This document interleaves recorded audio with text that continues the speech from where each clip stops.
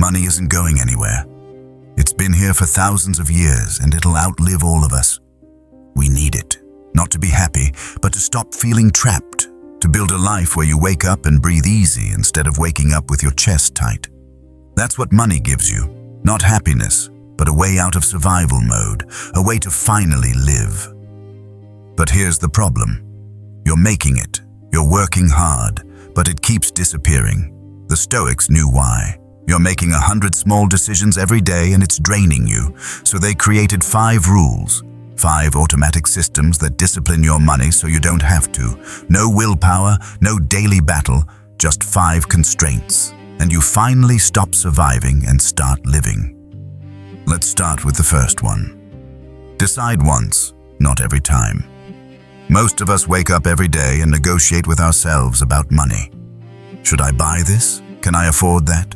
Is this okay? And that constant negotiation is exhausting. Cato the Younger, one of the strictest Stoics, ran his household with iron discipline. At the start of each month, he'd sit with his steward and allocate everything. Food for the household, maintenance for the estate, savings for emergencies. Once those numbers were set, they didn't change. No debates, no exceptions. The decision was made. So here's what that looks like for us. Beginning of the month, you sit down.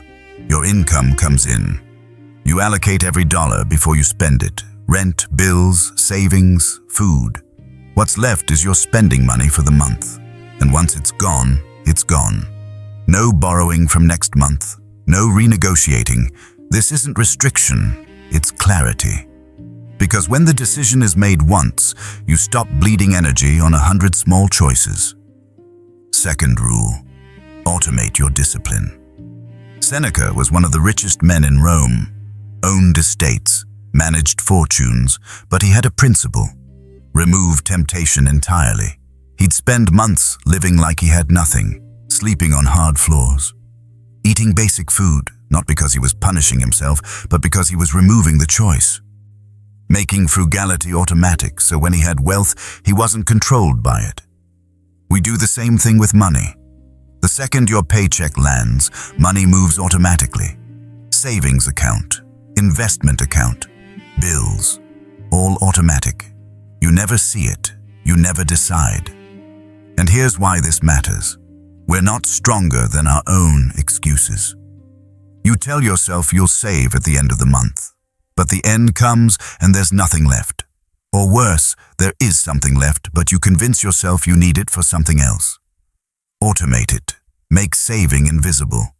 And suddenly, it's not a battle. It's just what happens. Third rule. One day you spend nothing. Epictetus was a slave before he became a philosopher. He didn't own anything, couldn't buy anything. Every day was a no-spend day by force. But he learned something most free men never do. You don't need as much as you think.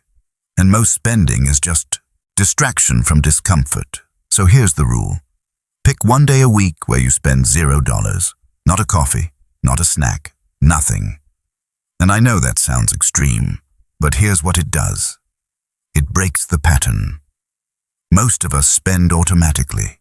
We're bored, we buy something. We're stressed, we order food. But one day a week where spending is off the table completely, you start noticing those impulses.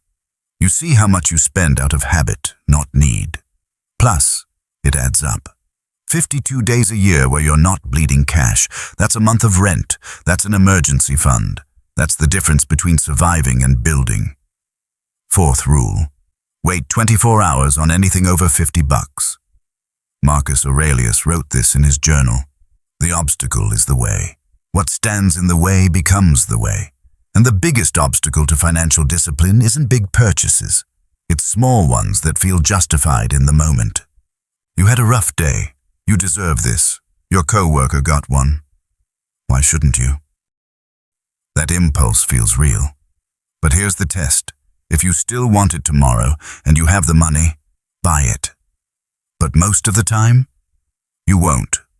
Because most purchases aren't about the thing. They're about the feeling. And 24 hours later, the feeling's gone.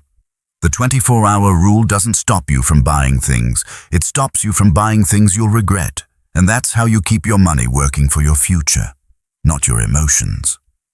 5th rule. Track everything for 30 days. Just once. Marcus Aurelius kept a journal. Every single day. Not because he was obsessed, but because awareness creates change. Seneca tracked his thoughts. Epictetus tracked his reactions. They knew that you can't change what you don't see. So for 30 days, write down every dollar you spend, every coffee, every app subscription, every impulse purchase, and at the end, look at it. You'll be shocked. Not because you spent a lot on one thing, but because you spent a little on everything. $10 here, 15 there, and it added up to hundreds you can't account for. This isn't about shame, it's about seeing reality. Because once you see where your money actually goes, you can decide if that's where you want it to go. And most of the time, it's not. So those are the 5. Decide once. Automate everything. 1 no-spend day. 24-hour rule. Track for 30 days. Now let me show you what actually changes when you do this. Month 1. You check your account mid-month, and there's still money there. That tightness in your chest loosens. Month 2.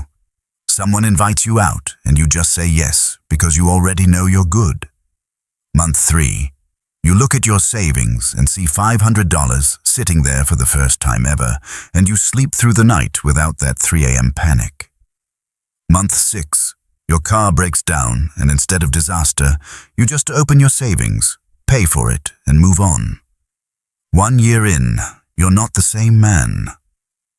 Your friends are still broke and stressed, but you've got 3 months of expenses saved, you're investing every month, and you took your girl on a real vacation paying cash. That's freedom. Not having everything you want, but having enough that you're not controlled by what you don't have. And here's what nobody tells you. The money is just the surface. What really changes is how you see yourself.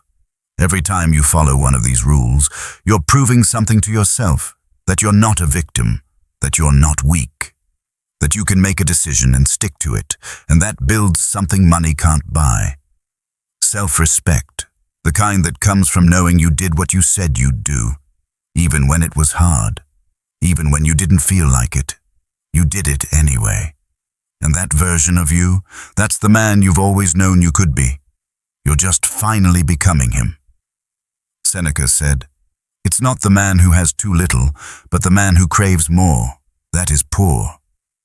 And you're starting to understand that now. You don't need more. You just needed to keep what you had, to direct it, to make it work for you instead of disappearing into nothing. And now it is. Every month, you're building, not just wealth, but stability, peace, the foundation for everything else you want to do, because money was never the goal. It was always just the tool, and now you're finally using it right. Marcus Aurelius wrote, "You have power over your mind, not outside events." Realize this, and you will find strength. And that's what these 5 rules gave you. Not control over the economy, not control over what things cost, but control over what you do with what you have. And that control, that's everything. That's the difference between a man who's stuck and a man who's building, between surviving and living. And you're on the other side now. You made it, 1 rule at a time, 1 decision at a time. And your future self? He's grateful. Because you started when it mattered. Today. Stay forged, brothers. Pick 1 rule right now, just 1. And install it today. Automate your savings. Pick your no-spend day. Set the 24-hour rule. Whatever resonates, do it. Then come back and type, "I'm forged," in the comments. Let us know you're in, because this is how we rise. Not by wanting to change, but by actually changing. 1 decision. Right now, let's build this together.